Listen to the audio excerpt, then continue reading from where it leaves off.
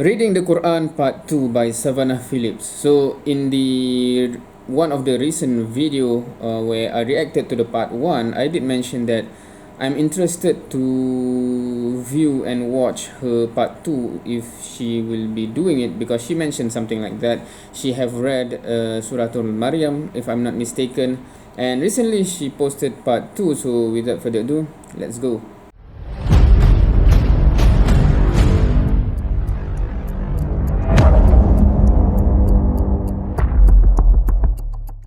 Hello, it is happening again. I am reading the Qur'an part 2 and yeah, I always said I was going to do this in the first video, but I was especially spurred on to do it because the first video just randomly got a lot of views, and I really wanted to do an update on it and answer some of the questions that... I'm not sure if it's random, because there are certain topics that certain people look up to find and watch, right? For example, about the reading the Quran, some Muslim actually are interested in watching what the opinion of non-Muslim reading the Quran. So that's among the topics that some of us actually search for. So I'm not sure, I don't even watch her other videos, so I'm not sure what is the, normally is it a vlog or something, right? But when she touched on that topic, so when I search for it, perhaps it gets more view, for example. were asked in the first video. So before I start with chapter 3, and maybe 4, we'll see. Before I start with chapter 3, I just like to talk about some stuff I talked about in the first video, which I'll link below and at the end and all that. First thing was, a couple of people commented, I did use a poor choice of words in my first video because I said something along the lines of, I think more white people need to read the Quran, but obviously there's white Muslims. I did know that, and at the time I did mention that it was a bit of it wasn't the right choice of words that I wanted, and a few people did notice that in the comments, so just to clear that up. I think more sort of Westerners, secular people, people who aren't Muslim should be reading the Quran, and they should all be reading each other's holy books as well. Or even, not even read it all through all of it, just like take a look, really.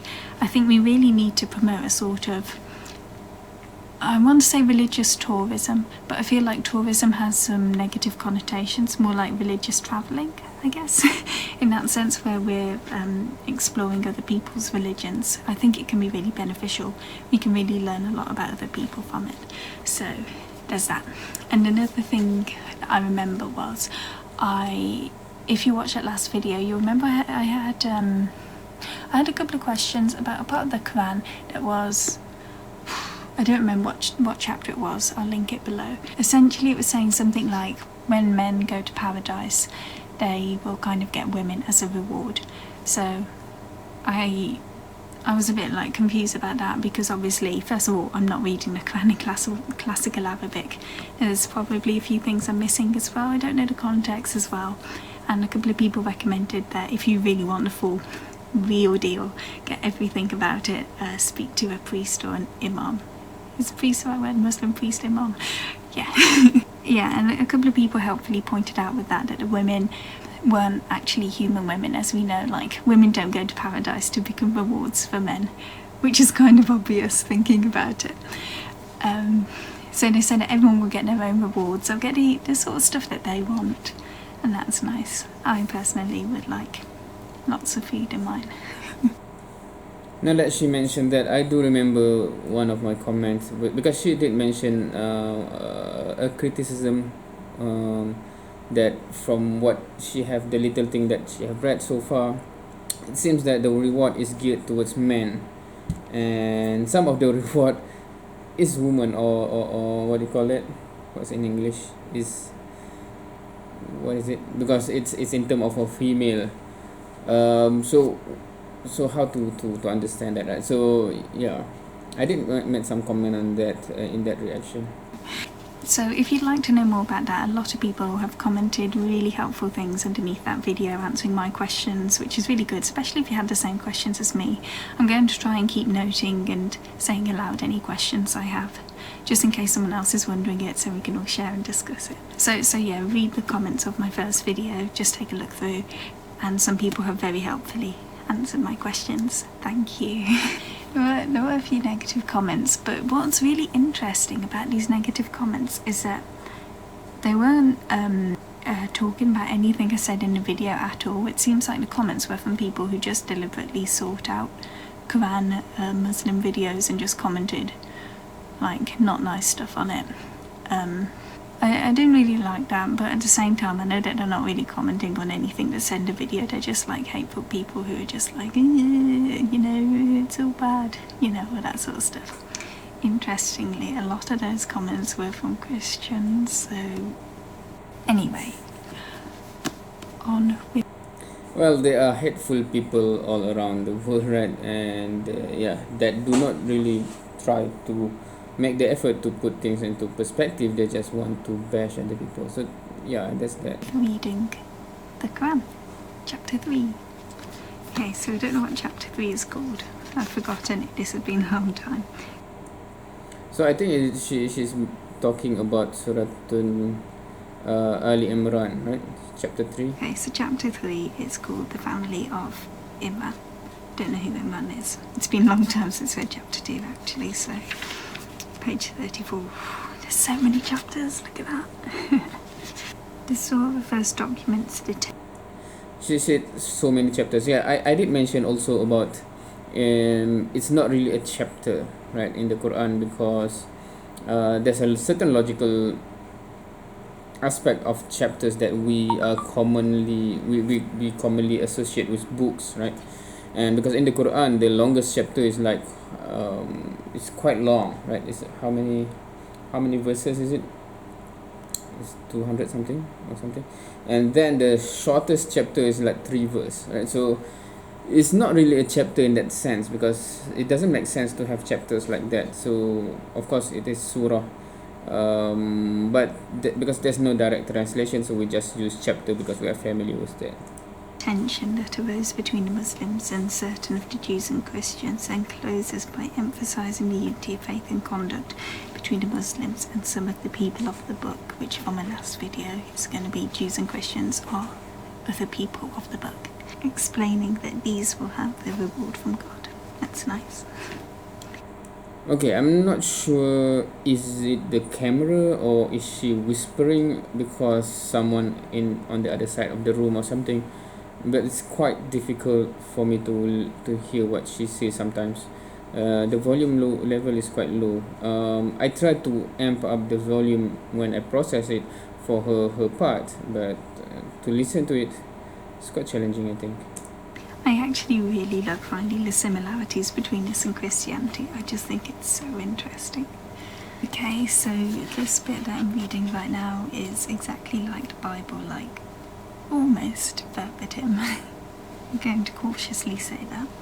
He's saying to Zechariah, he's saying, you will have a child, and then he's like, how can I have a child when I am so old and my wife is barren? Like, the exact same thing happens in the Bible. He says the same thing, and it's like, oh, trust me, it will happen. And of course it does happen. But interestingly, it says, your sign, the angel told him, is that you will not communicate with anyone for 3 days except by gestures. Which is, I mean, that's great if you know sign language, but not so great otherwise. It must have been quite hard. And then the angel said to Mary, Mary, God has chosen you and made you pure. He has truly chosen you above all women. And at the top of the page it also talks about how God protected Mary from Satan as well, which again happened in the Bible. The angel said, Mary, God gives you news of a word from him whose name will be the Messiah, Jesus, son of Mary, who will be held in honour in this world and the next, who will be one of those brought near to God. So that's where it diverges a bit, of course. In Christianity, this is like the most central point. It's like, Son of God.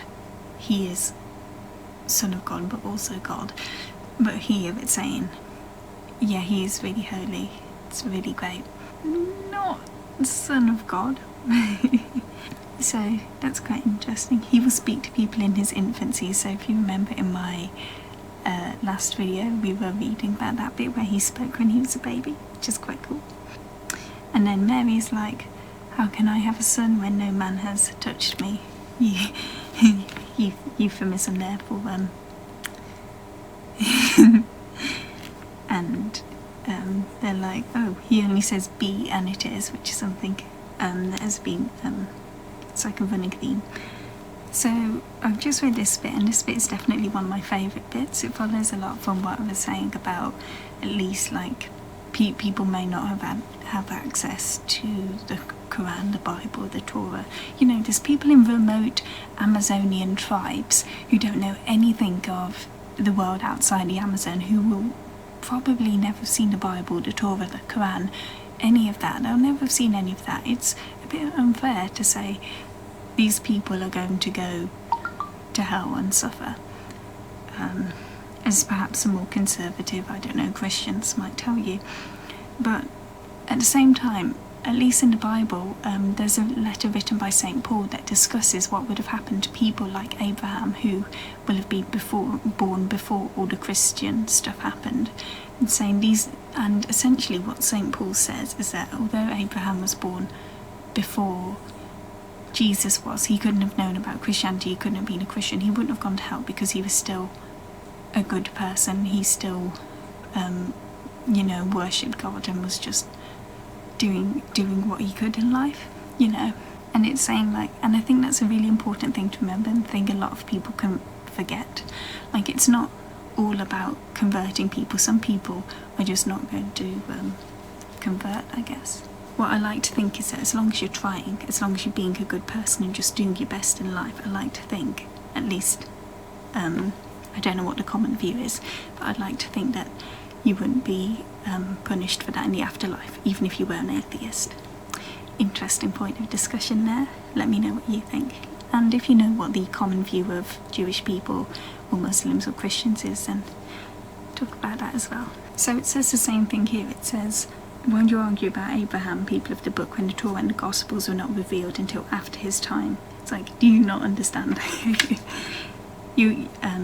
Abraham was neither a Jew nor a Christian. He was upright and devoted to God, and the people who are closest to him are those who truly follow his ways. This prophet and true believers, God is close to true believers. So again, it hits the nail on the head, something that's also in the Bible, talking about that, saying these people would be justified after death and things. One thing I'm really interested to hear Muslim opinions on is a lot of times in the Qur'an it would talk about things like, just had to check, sort of disbelievers tasting fire, going to hell and things. This obviously brings up the issue and the problem of evil, that how can God be all-loving when people are going to hell and things for eternity and things. And in Christianity there's no clear answer to this either, but generally in Christianity it's about Christ and it's about living like Christ, so people tend to focus on that, and especially the God of the Old Testament doesn't get as much of a look in as following Jesus and trying to emulate his life and trying to do what Jesus would do in different situations. Now that isn't, of course, that bit isn't as much in the Quran, because the Quran isn't Christianity, it's not solely following Jesus. So I'm really interested to hear about how Muslims reconcile the problem of evil. Be really interested to hear your thoughts on that. So it does say here, God sends people to hell. Okay, what happens? Is he still all living and all that sort of stuff? I'm not contesting it or arguing in either way. I know for myself, I studied it at A-level, how complex the problem of evil would be. For Christians, I'm a lot more familiar with the arguments for and against, how to reconcile it, but I'm not as much with Islam. So yeah. Okay, so I have finished chapter 3, which is really interesting. I try to listen as much to what she says, because it's tough with the low volume. The issue of reconciling, how can God be all loving but at the same time God will punish people in hell, in fire. And she talked about how Christianity handled it, and there's a thing that she mentioned about the God of Old Testament versus the New Testament, right? I'm not sure what is the view of the majority of the Christian, right? Do they subconsciously or consciously make a distinction, because it's the same God in the end of the day, right? It's the same God that give the Old Testament and the New Testament, the Torah and the Injil, etc. So that's one thing. In terms of Muslim, I think because the central